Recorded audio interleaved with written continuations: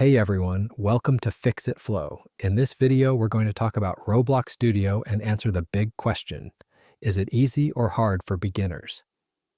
Before we start, I'm aiming for 1,000 subscribers, so if you find this video helpful, please support me by hitting that subscribe button. It really means a lot.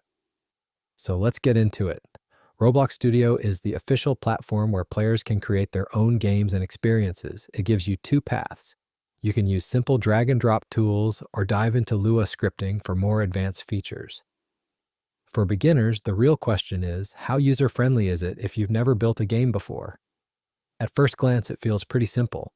Roblox Studio offers ready-made templates, like obstacle courses or racing maps, that you can edit right away. The interface is easy to explore, with menus, parts, and properties you can change.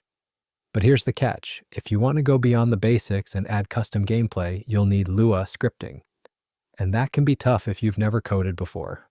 On the bright side, the drag and drop system makes it easy to design maps quickly, and Roblox has tons of tutorials and a strong community to help you learn. Plus, the platform grows with you. You can start small and eventually build complex, professional quality games. To put it into perspective, compared to Minecraft's creative mode, Roblox Studio is harder since it involves coding. But compared to game engines like Unity or Unreal, it's much easier because it focuses on one scripting language and gives you starter templates. So it sits somewhere in the middle, more challenging than casual building, but less intimidating than pro-level tools. From my own experience, Roblox Studio is fun and easy to start with, but harder to master. Playing with templates is rewarding, but when I wanted custom mechanics, Lua was essential.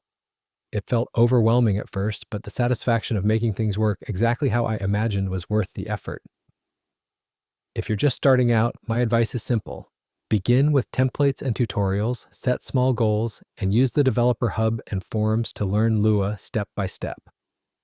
Final verdict: Roblox Studio is beginner-friendly on the surface, but unlocking its full potential takes patience and practice. Stick with it, and it could be your perfect entry into game development.